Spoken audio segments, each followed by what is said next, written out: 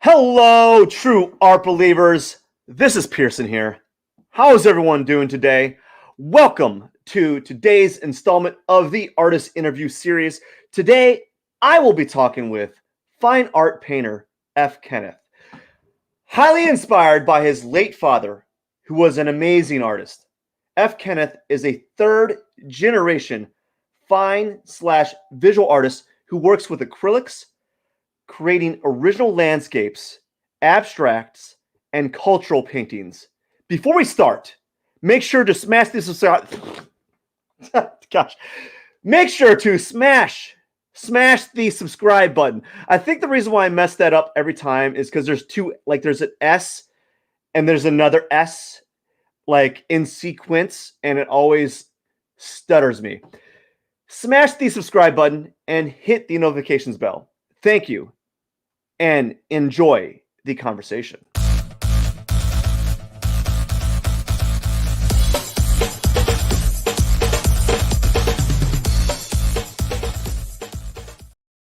Kenneth, welcome to the Artist Interview Series.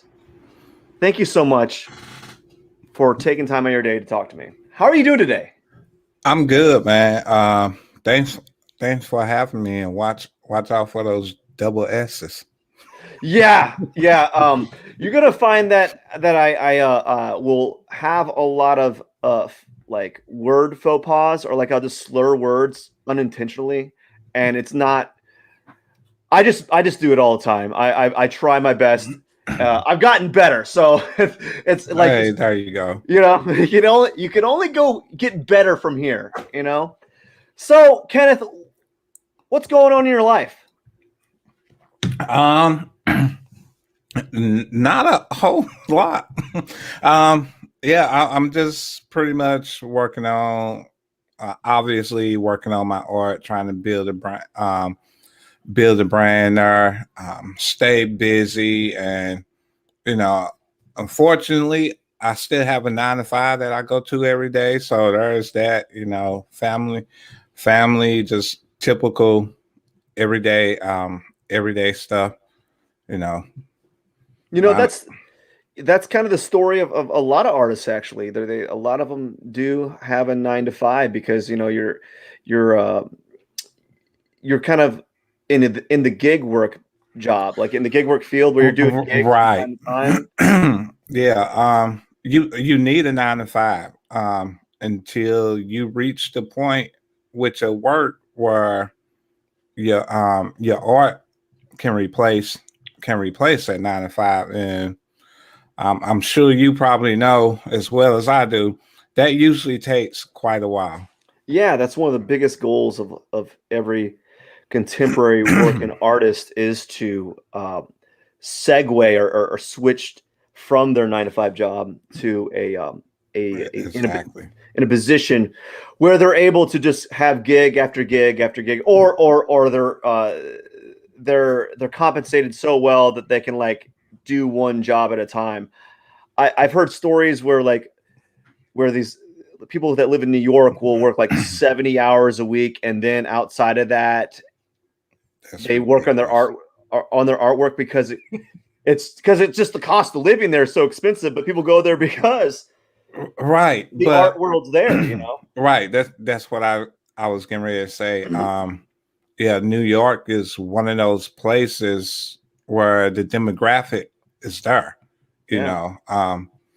and truth be told, we have a lot of we actually had quite a few galleries here in St. Louis, especially on like the Central West End, Delmar Loop, that area, but they're small and you don't hear about them a lot. But if you look, they're there.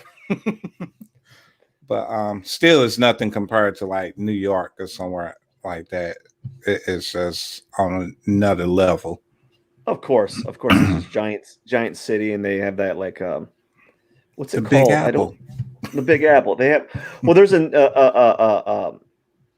I don't remember the name. It's at the tip of my tongue, but like Mhm. it's a certain block of in New York that's nothing but galleries. I think it's the Chelsea district where Mm, it's just nothing but galleries there. that's crazy. And they would have blocks and blocks of nothing but art Hmm. galleries, and it was galleries in like 10-story buildings or more. So like you'd go Oh in each wow. one and walk in like you just kind of like each level's a different gallery. You know, it was really interesting to be at. Wow. Yeah, a So 10-story gallery. Wow.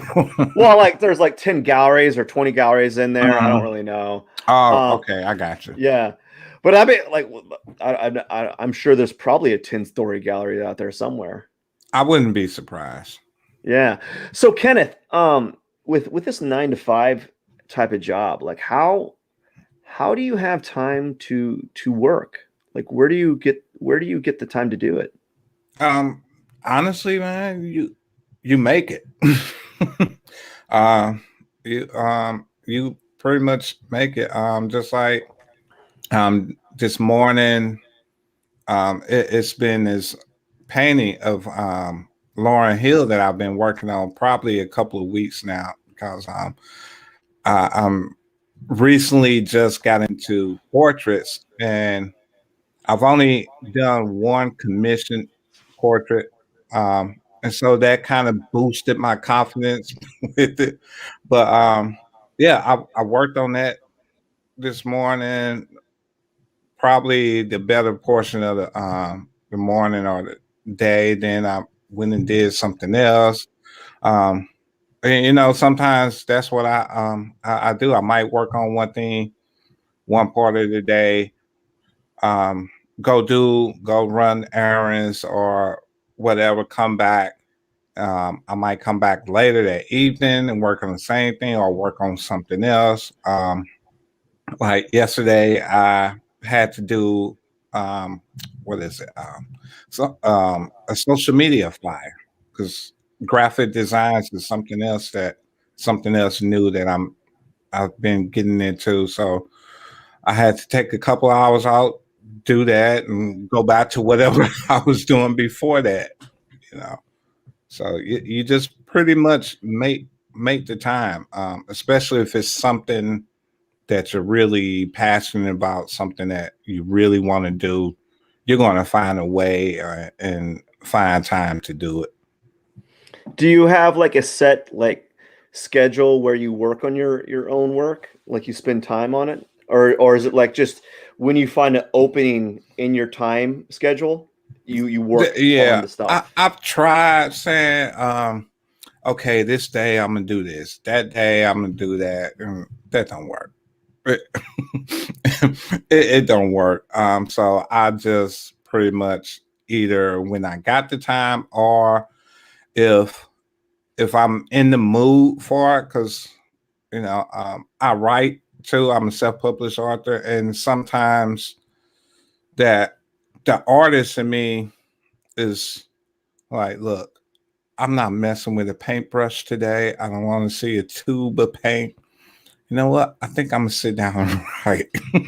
And when I get tired of writing, then by that time I'm probably ready to paint again or something like that. But yeah, I just kind of go with the flow, so to speak. If I wake up feeling like I'm paint, well, I think I'm paint today. So, are you particularly a hyper scheduler, like organized person with your time, or is it just I, I'm not real um like I don't know what the word I'm looking for, but I'm not one of those people that okay, this time to this time I gotta do this. yeah? But I do like to try have like some sense of or some idea, okay, today I'm gonna finish this Lauren Hill painting or Okay. whatever. And then after I do that, I might do this or what, So you write, yeah, you've written a lot. How Mhm. many books or articles have you written? I have 9 self-published books right now, and I'm actually working on number 10. Number 10. Yeah. And what do you write about? Well, different different things. I have sci-fi. The one I'm working on now is actually a spy novel. Um, I have 2 books of poetry. Oh So wow. I try to switch it up because I don't want to be stuck in just one genre. I feel like that kind of limits your potential, and I try to I try and do the same thing with my art. Um, excuse me. like mm, I primarily started off with landscape paintings, because just growing up watching my father paint. He did a lot of landscapes, but he also did portraits. He was like amazing at portraits. But I took to the landscapes because drawing people and faces were always, I always had a hard time with that. So, but eventually, I started getting into abstract paintings, and now I'm um, learning how to do portraits.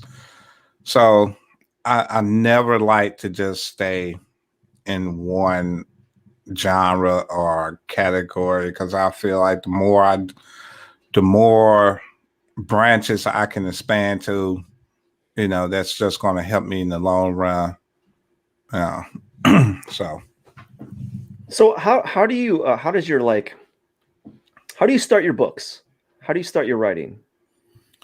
What do you do? um, it depends. Like, okay, I have a sci-fi series called Okay. Aftermath, and I'm probably, I don't know, maybe next year or something, I might start part 3 to it.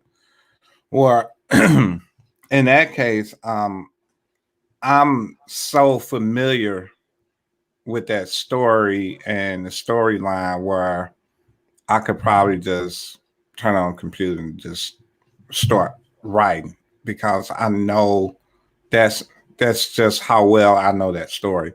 Um, But if you take something like the spy novel, which is again the newest book that I'm working on, I had to pretty much map things out before I got started. So I kind of made myself an outline. Okay, these are the protagonists, these are the antagonists.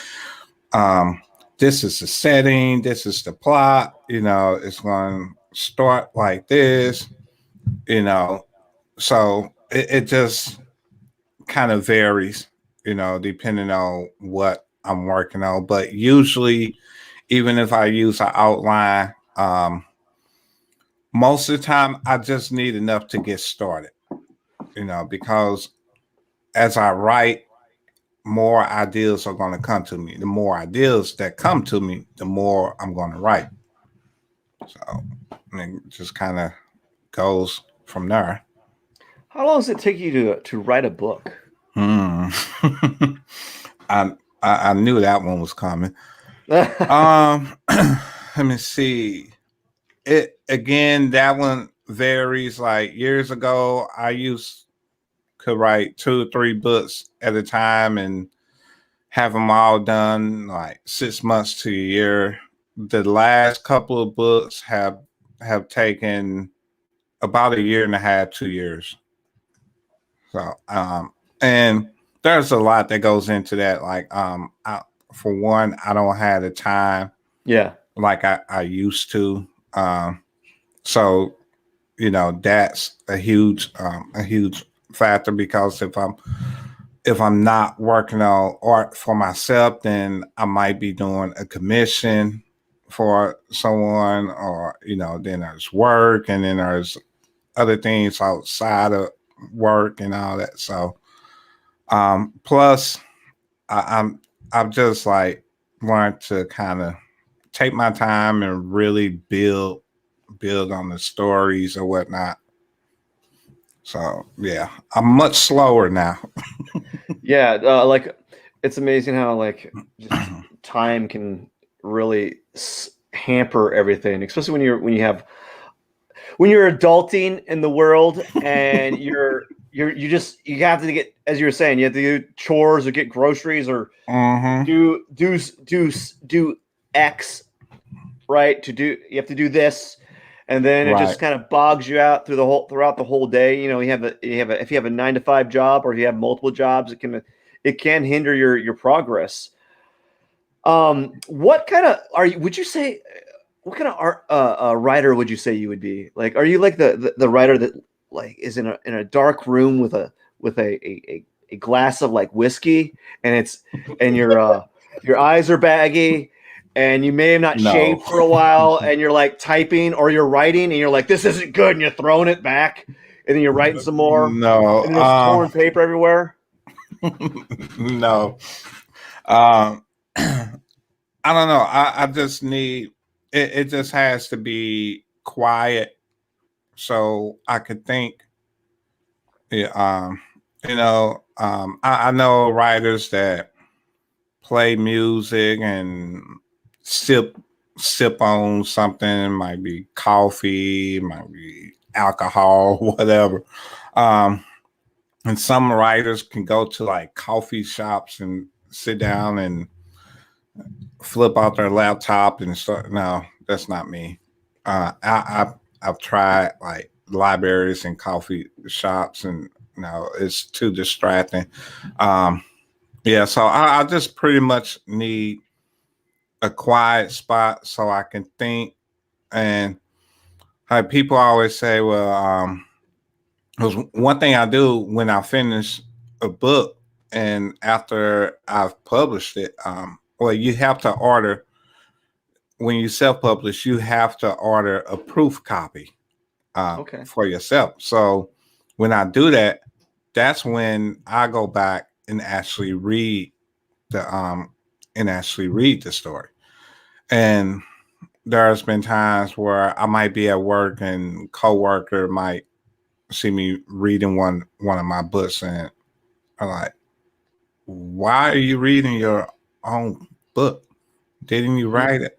I say, yeah, but there's a difference when you're writing the book, because you don't get to enjoy the story, where you just open the book up, start with page one and read. Yeah. Because when you're writing, you're trying to make sure everything connects, everything makes sense, and you're looking at it from a completely different angle. You're like, okay, you might be on chapter 10 and might have to refer to something that happened in chapter 1. And by that time, you probably forgot what you wrote in chapter 1. So I'm like, oh man, I got to go all the way back. So, yeah, but so when I get the proof copy, that's now I can just sit down and read it, and like Mm-hmm. just enjoy the story and hope I don't find something that's wrong and I need to change it. And that's another whole can of worms. Hey Kenneth, could you like give the viewers like a like an abbreviated or like a simplified version of how someone goes about self-publishing? I don't know if there's an abbreviated um, version of that. Basically, there's websites like lulu.com, and that's lulu.com.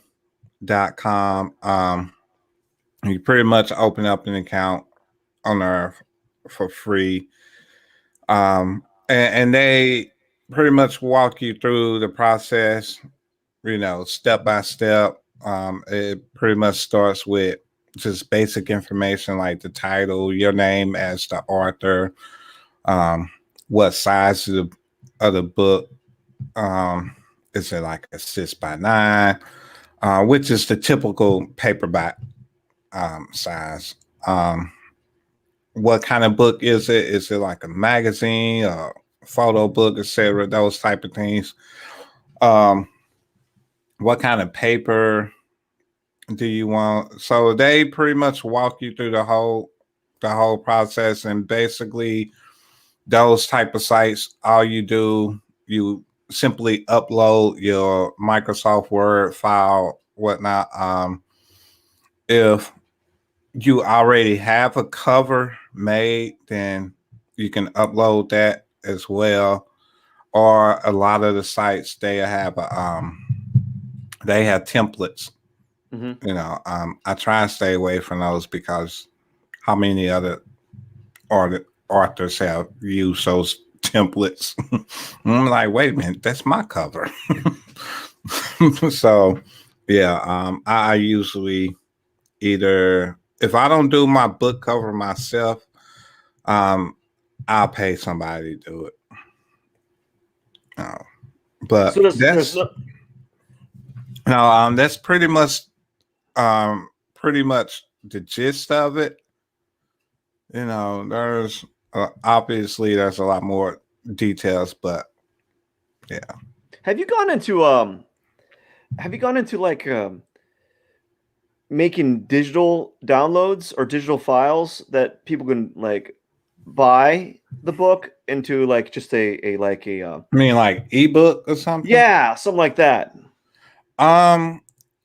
I've tried ebooks in the past, and it didn't quite work out for me. Because a lot of things don't format the way they should, or it might be formatted correctly now, but you come back a month from now and something is off, and yeah, so I don't know, but I might just have to like hire someone, a freelancer, somebody that kind of specializes in that, because that's pretty much the way things are going now. Yeah. A lot of things are digital, and you get a lot more sales from ebooks like Kindle and all that.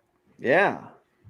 That may be something to kind of do, like to have that on your website. You know, you just have like your Mm-hmm. digital download, and you know they pay however much you want to sell the book for, and then it automatically is emailed to them as like a PDF file or something like that. I don't know. I don't know how it works. I haven't really dealt with any like ebook. I haven't dealt with the ebook realm, right? Right. Kenneth, what was art like for you as a child? That was like my first love. Before I even got into writing and all that, art, it runs on my father's side of the family. Like my grandmother, my uncle, I have cousins that are artists, my brother and sister. Although they don't, like my brother and sister, they don't really do it anymore. But sometimes if I'm working on the painting, especially with the portraits, like if my brother is around and I'm not sure about something, I might ask him, "Hey, look at this. Tell me what you think." And he he'll point out, he'll make, you know, like valid points where you need to adjust this eye, or just the nose is too low, or So yeah, that's in my family. Like when we were kids, me and my brother, all we did was like draw Transformers and Voltron and all that. What's your favorite Transformer? Oh God, man. I don't even know. I couldn't. even think of one right now other than like Optimus Prime.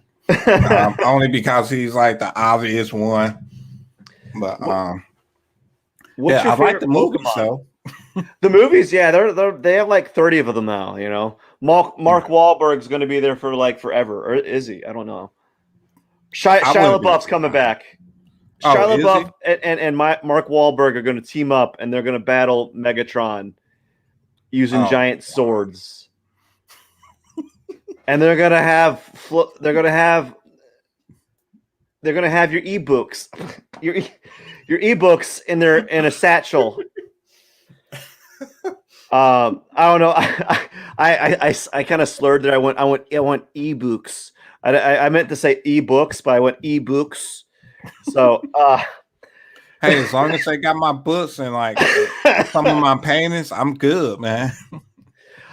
So what kind of so you were drawing Transformers and Voltron. What other things were you doing as a kid related to art? Drew a lot of cartoon characters too. Yeah. You And you know. said your dad was an artist. Did you ever like when he was working on his art, were you kind of like copying him at any time when you were a kid? Like you just like draw what he was drawing, draw what he was painting? Uh no, because I wasn't good enough. Uh, and quite honestly, I'm still not good enough. I don't know if I'll ever be as good as he was or as good as my uncle is. But I obviously um I was like I say in the bio, pretty highly inspired by him. He that just came natural to like me, my brother, my sister. Yeah. Like we would sit down and watch Bob Ross with my dad. My father. We'd sit there and watch Bob Ross, and we just like amazed at how he could turn blank canvas into like something that looked like it took forever to make. You Yeah, he had know, those really nice brushes. yeah, happy little trees. He had a lot of happy trees, that's for sure. What I liked about Bob Ross is when how he cleaned his brushes after the fact. He'd take he'd whap it Yeah, on the easel like he's like we're beat the good. devil out of it. I was like, oh gosh, the paint fumes would probably be like just through the roof. Yeah, I could imagine. But it's crazy though. But he was the first person to like really do that. Now you go on YouTube and you see a million artists um doing the same thing. Yeah, there's a lot of them. You That's know. and they're doing really a lot of them. There's a lot of them that are doing really well. I'm not gonna lie. Yeah. You're like 5 million views. What? Kenny's like, and I'm like, buy my artwork for $5 million. Like they're like, you're getting that much money on ads. Exactly. Oh, like, oh gosh, oh man, and it's insane how that is, and it just shows you the power that artists have nowadays. Mm-hmm. You can deliver your work to the world, where before you had to deliver your work to submit your work to art galleries or art Right. competitions or art fairs or like go out on a corner of a street and just start painting or drawing and Yep. then like having people walk by and buying drawings, so like the ability to expand is much easier, like the Yeah. I the read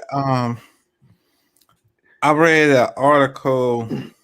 I forgot where I found it at, but it was pretty much talking about the same thing, and it was saying how artists today we have social media. yeah.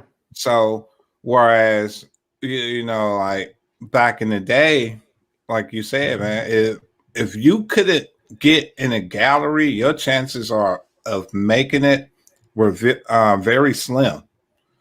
And they were saying how well artists really don't need a gallery today. Yeah. Because you had the internet.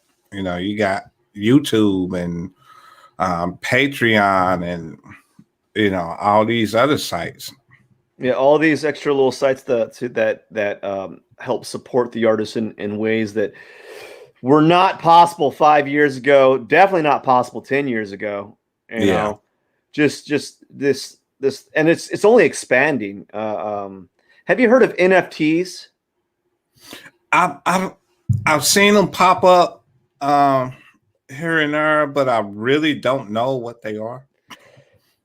I don't know what I don't know much about them. I know it stands for non-fungible or fungible token or what fungible, one of those. And it's just like a blockchain. When you break it down, it is a blockchain art file, essentially.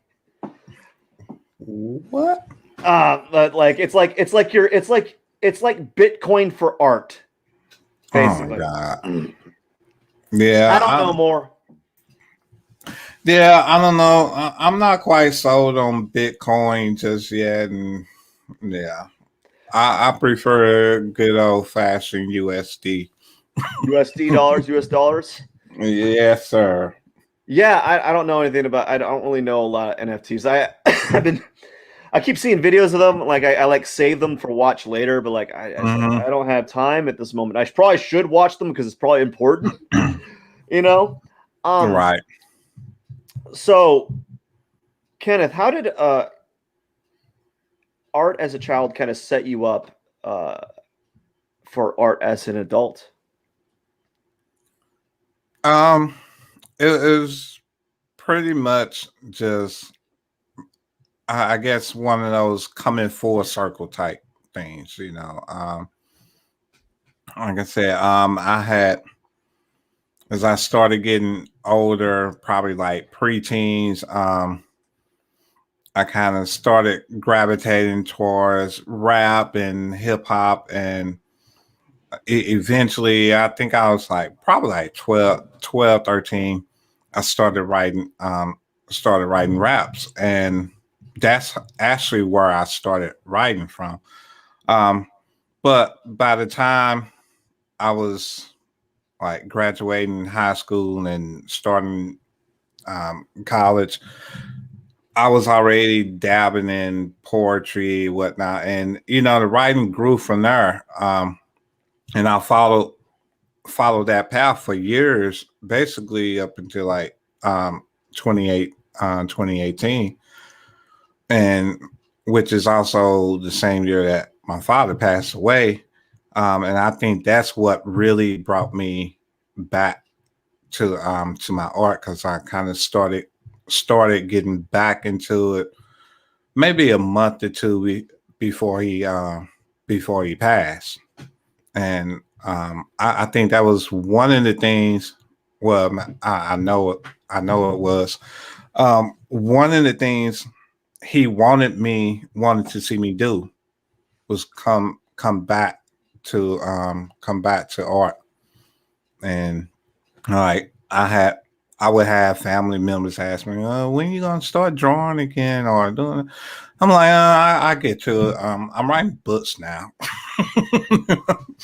But yeah, so that was like a very like sobering time. Not to say that I wasn't sober before that, but that was just like, man, I need to go ahead and do this.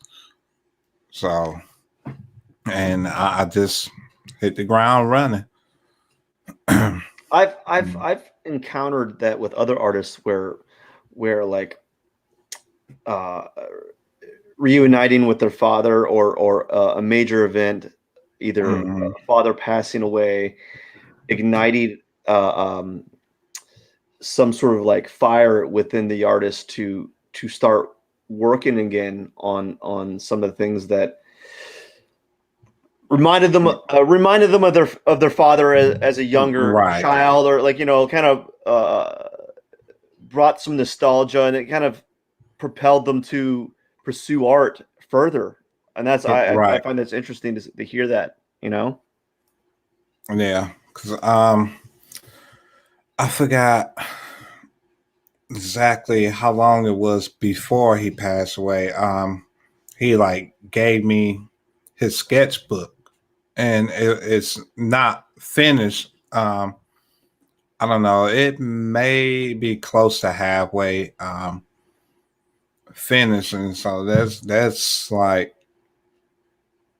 a prized possession. And my my table, my art, my drawing table was the same table that he used.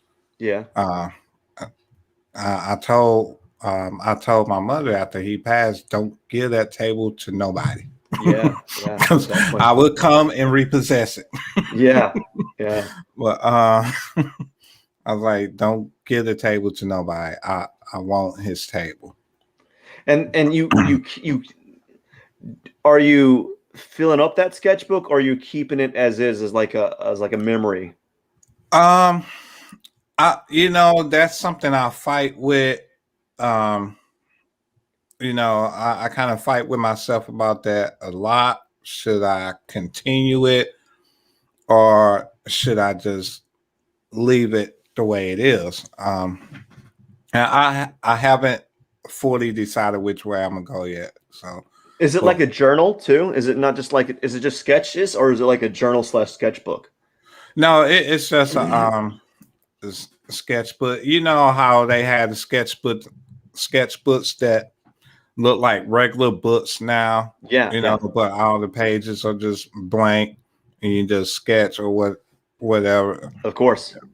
It that's it's one of those. So yeah, I haven't decided if I'm gonna add to it or just leave it Do you like it ever is. do you keep that next to your drawing table, and like in times of like just like drawing, like brooding, artistic brooding, you just kind of plop your feet up somewhere and just kind of look through it? You ever Um, find yourself doing that?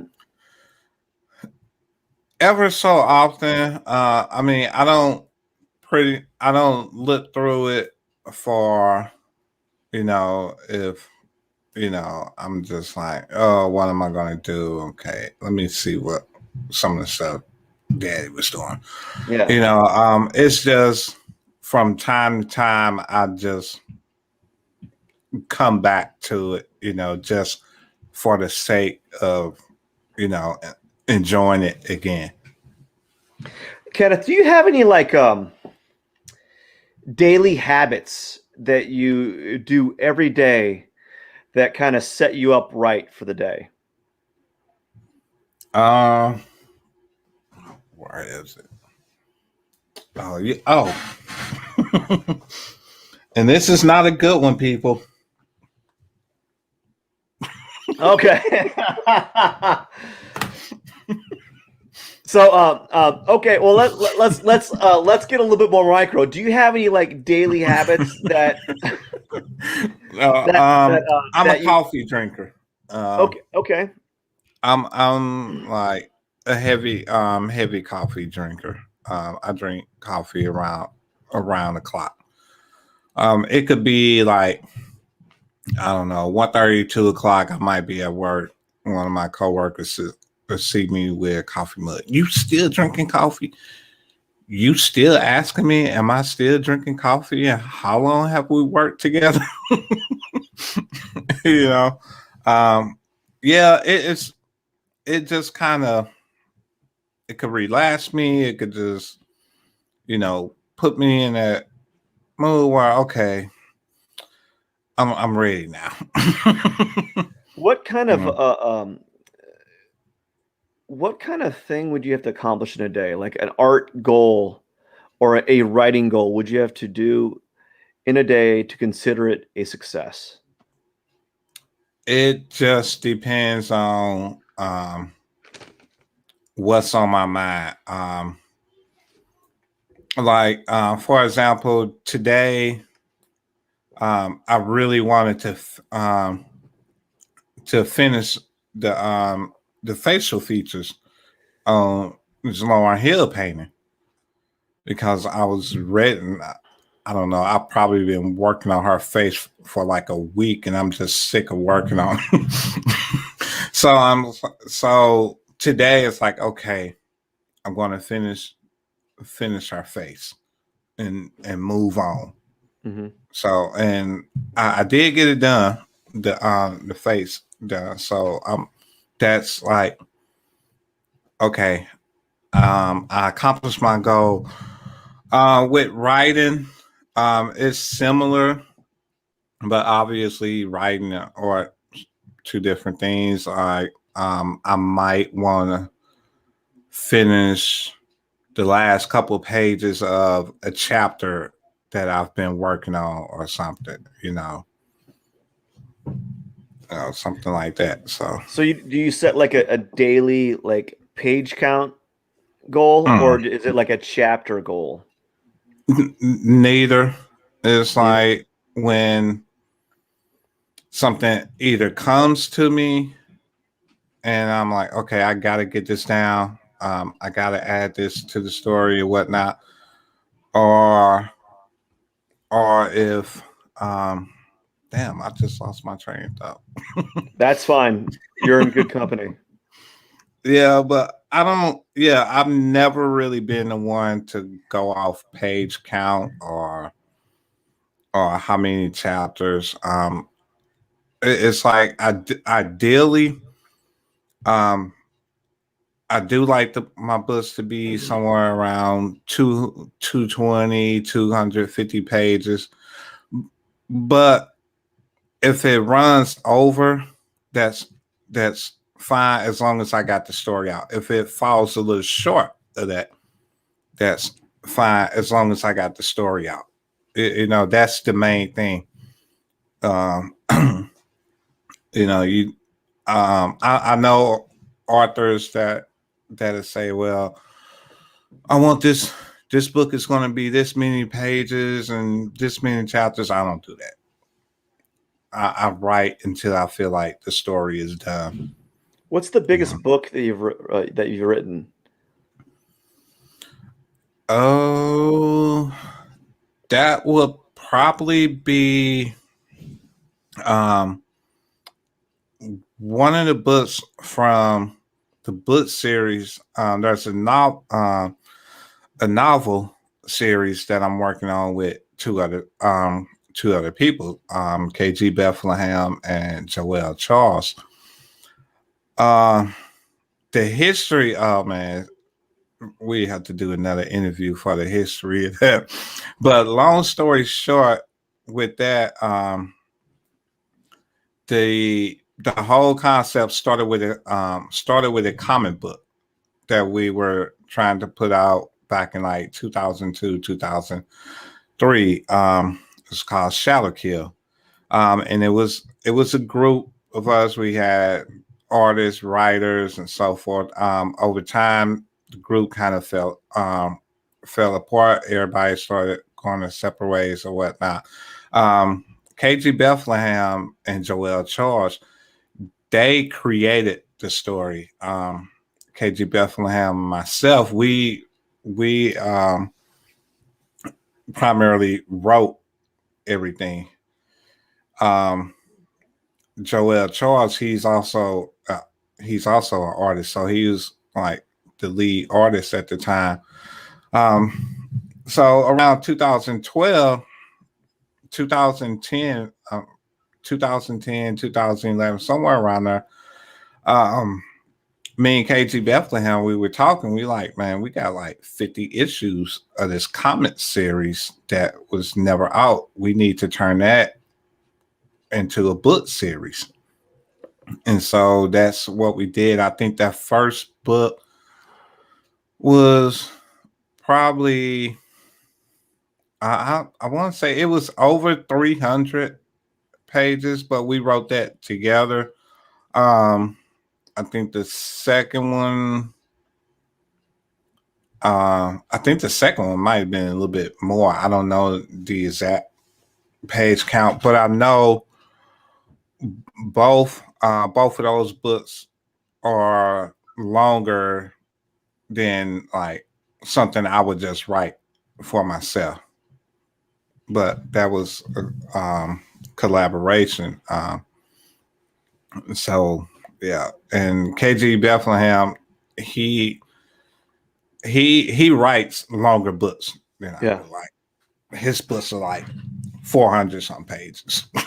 How does one collaborate in writing?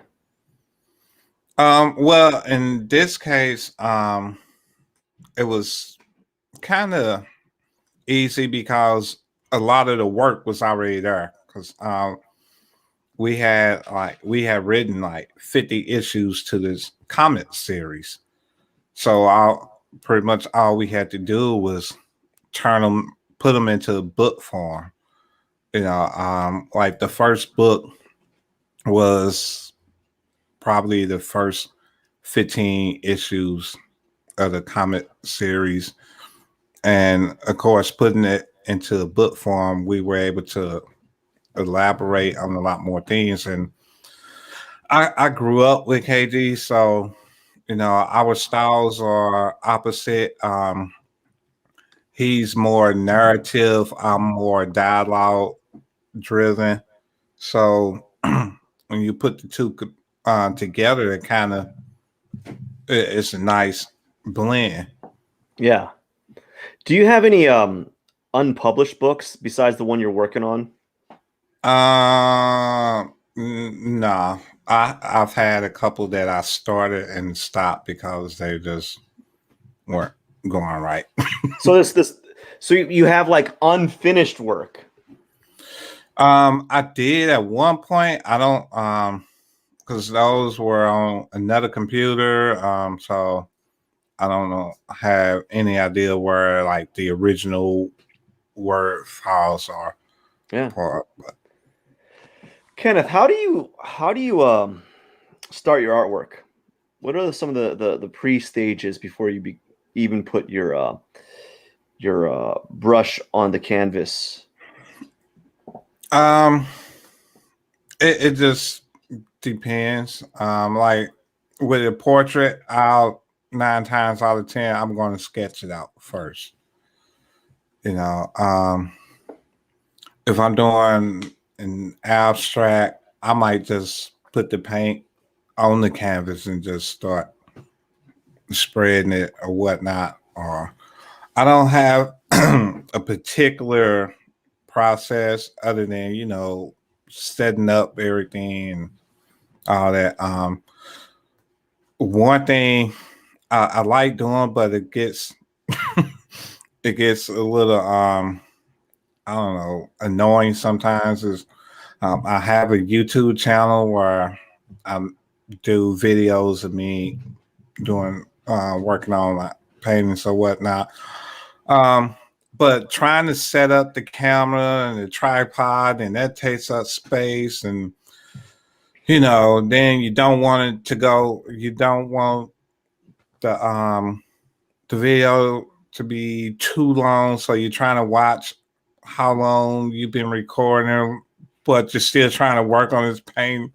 I didn't do that with the Lauren Hill because I knew it's a portrait. I knew it was going to take me a while, and I just didn't want to be bothered with it.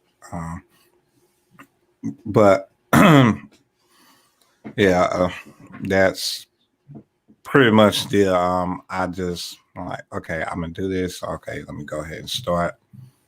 I don't have a particular routine. Do you have any special techniques? No. No special techniques. Oh, so Kenneth, what kind of advice can you give to other artists? Don't give up.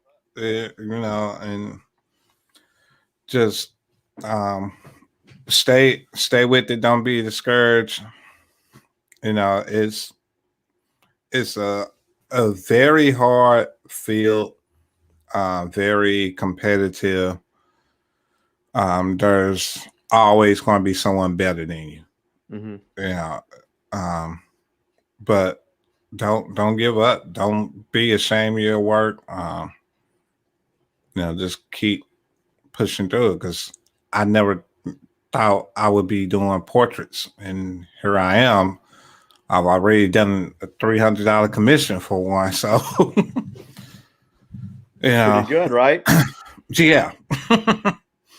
That boosted my confidence, because the person I did that for was a ex coworker, and she had already seen some of my work, and she came to me and said, "Well, I want you to do a portrait of me." And I'm like,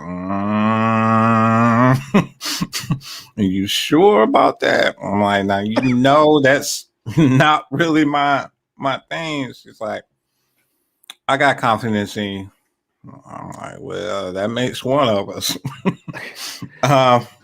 But it took me 2 attempts to do it, and I had to have another artist coach me through it. But the finished piece was like, okay, I can do this. Yeah, yeah, and You know? that's something interesting too, because a lot of artists don't necessarily seek like constructive criticism for other artists, or at least I don't experience that very often, where you're stuck, and then you are seeking advice from other artists, and that's a kind of a rare thing, wouldn't you say?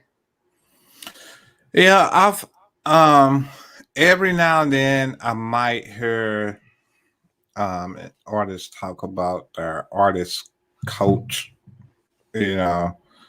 Mentor. Yeah, artist mentor. Well, no, like, what the hell is an artist mentor? Well, now I know. But yeah, but I think, I don't know. I think sometimes artists feel like, well, if I go to somebody else and go to another artist and Yeah, ask for help on this, that might make me less credible as an artist. No, that's like common sense. Just like anything else. If you need help on something, you go seek get advice. somebody that knows how to do it. Yeah, definitely. And I think that goes with the saying about like artists, we're kind of like, we can be kind of like hermits, right? Where we don't Yeah, we don't go out. introverts.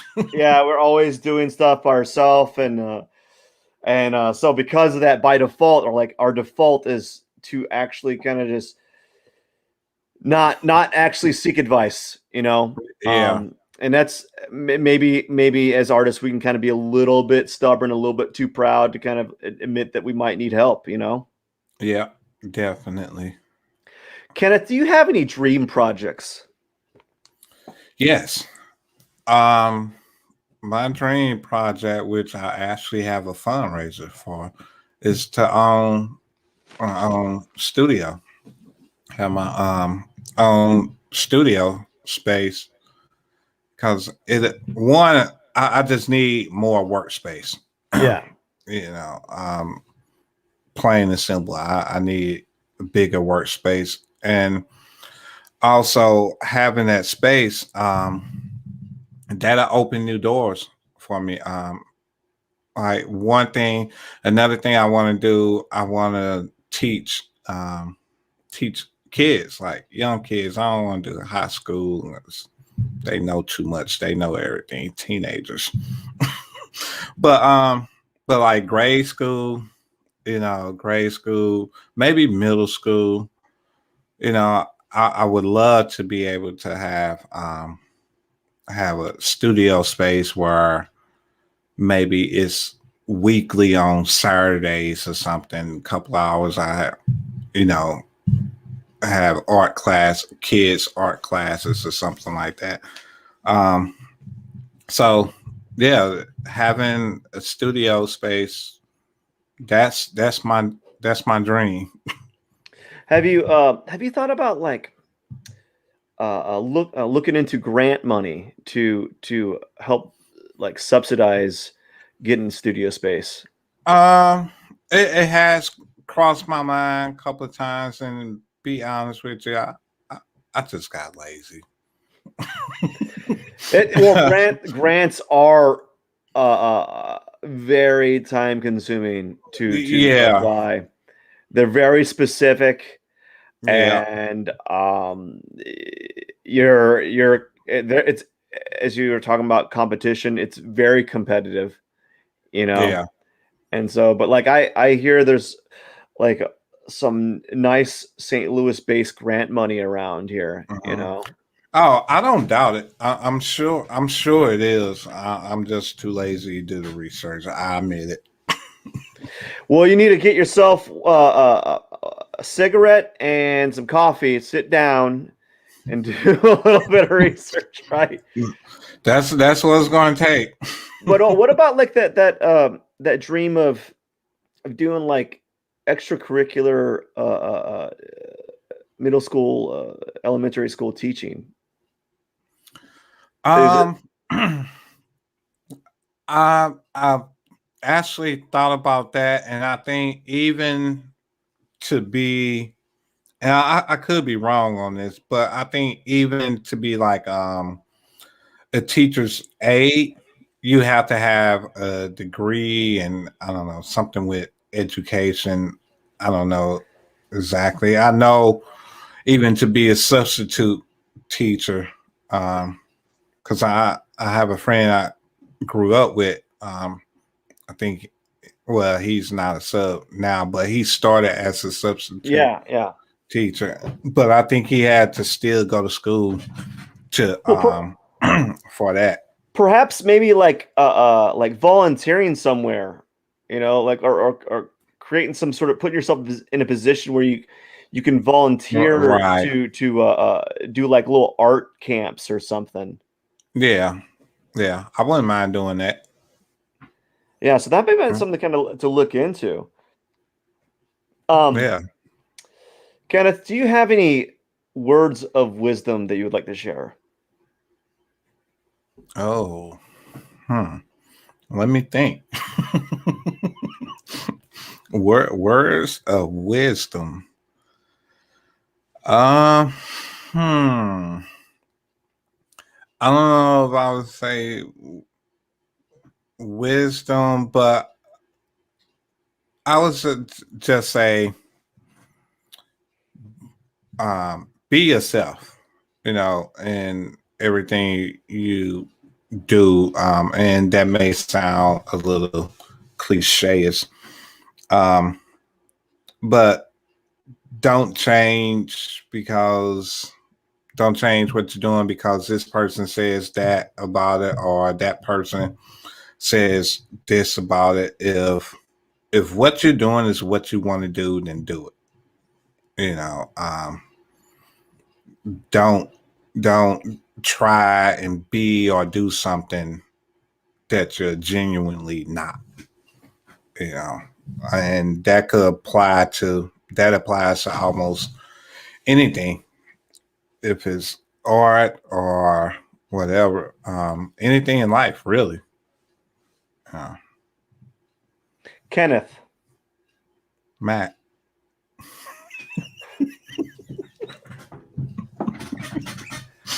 how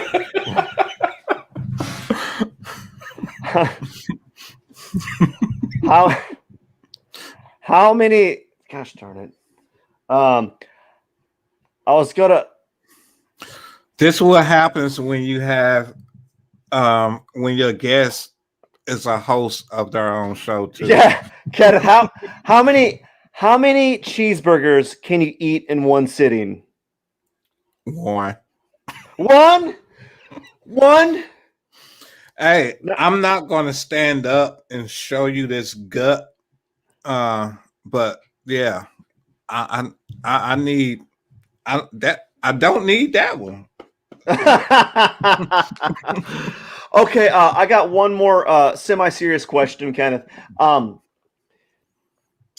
if you had to choose a media or like a material that you've never worked with in your life, and you had to work with that material for 1 year, what would it be? So like you've painted, you've drawn, you've whatever else you've done. Oh If you had to man. choose something you've never used before, but you can only use that for a year, what would it be? Or what kind of art media? I would say wood. So you would sculpt wood for a year. Yeah, I would do woodwork. Yeah? Yeah, wood. Yeah, Have you because ever done it? I had one of those little shop classes back in high school, but it wasn't just wood. We would do work with different things, and wood was one of them. And uh, I really didn't mind it, but yeah, that was like the first and last time. How many So, fingers did your shop teacher have? I forgot to count. I'm sorry. You I thought he had all of them. ever see I those could be wrong though. You ever see those like skits where they like on a show, like they have like a wood shop man, like a teacher, and he has like one or two fingers, or They're like little nubs. he's missing an arm or something because he didn't teach you proper safety. Proper safety, was it precautions? Precautions would it be? Or proper safety rules to abide by at the wood shop. Or he taught them to you, but didn't follow them himself. Yeah, he had a few nail gun shots to the foot. Right. Okay, Kenneth, where can we find you? Where can people look up your work? Where can they get in touch with you on the interwebs? I am literally everywhere. My website is fkennethart.com. I'm on Twitter, fkennethtaylor. I have a Facebook page for my art, and my books. The art is, I think, on Facebook is The Art of F. Kenneth. The author page is Arthur Page of F. Kenneth. Everything has my name in it, so Yeah. I try and make it easy. So if they Google your name, F. Kenneth, they'll have a stream of Right. things. I'm on YouTube. Definitely, please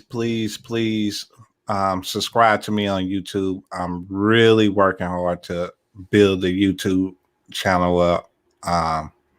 Yeah, but I think that's everything. Oh, no.